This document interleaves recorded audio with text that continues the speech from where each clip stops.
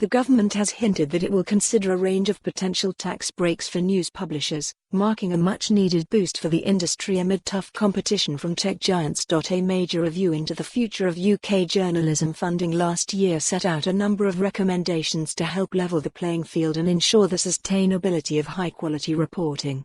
Read more. Publisher Future braced for shareholder backlash over executive pay. In a response issued today, the government threw its weight behind the majority of the recommendations, though a top industry body said the response did not go far enough. The government said it supported the introduction of tax reliefs for publishers, as well as a new code of conduct to rebalance the relationship between publishers and social media platforms.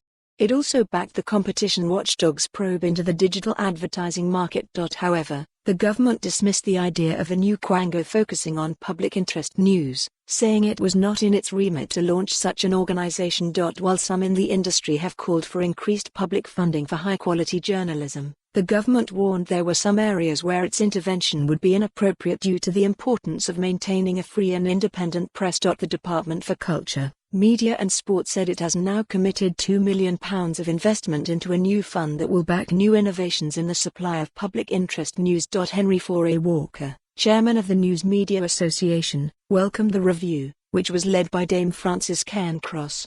However, 1 year after Cairncross reported, "We are disappointed at the lack of clear financial commitment by the government to implement the recommendations," he said, warning that the new innovation fund appeared to bypass local news publishers.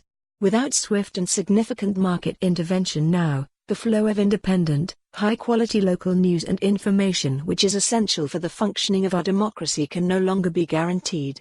The Cairncross review is one of a string of probes into tech firms amid concerns their market dominance is stifling traditional publishers.